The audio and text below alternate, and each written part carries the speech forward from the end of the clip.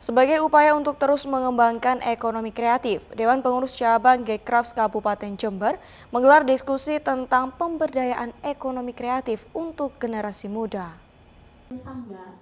Diskusi pemberdayaan ekonomi kreatif untuk generasi muda ini digelar DPC Gkrafts Jember.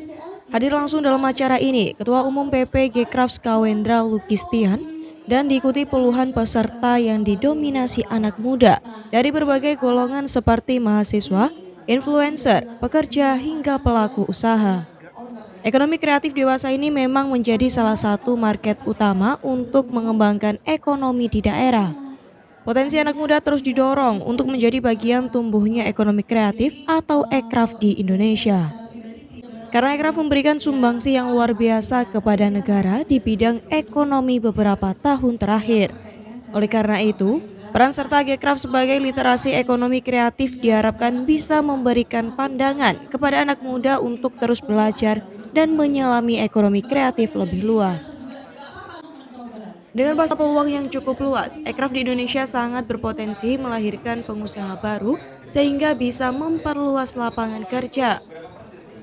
Kalau dari Gkrafts Jember, dari perspektif ekonomi kreatif, kita punya 17 subsektor bidang ekonomi kreatif yang masih belum termitigasi dan tersentralisasi datanya. Jadi kalau kita lihat event hari ini aja, kita undang mereka -2, kita bisa punya database mungkin sekitar 150-an anak-anak muda yang bergerak di bidang ekonomi kreatif. Nah, harapannya ini anak-anak ini didukung mungkin lewat, yang paling simpel mungkin lewat sertifikasi, lewat pertemuan-pertemuan, dan mungkin peran dari Dinas Pariwisata lewat bidang ekrafnya yang mungkin belum terasa, belum terdampak pada kita. Kita undang hari ini cuman nggak datang juga, mas teman-teman media.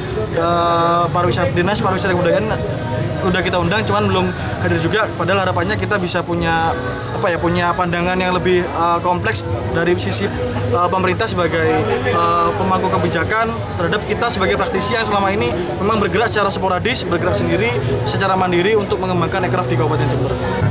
Namun meski demikian, ekonomi kreatif tidak bisa berjalan sendiri, perlu kolaborasi dan peran serta pemerintah agar peluang tersebut mampu diraih dengan sempurna.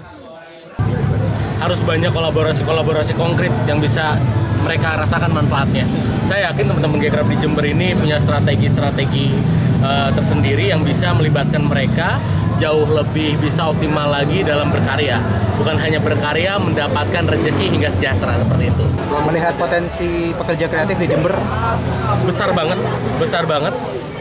Dari kita lihat saja, contohnya ketika ada perhelatan Jember Fashion Carnaval itu, berapa banyak manpower yang terserap di situ.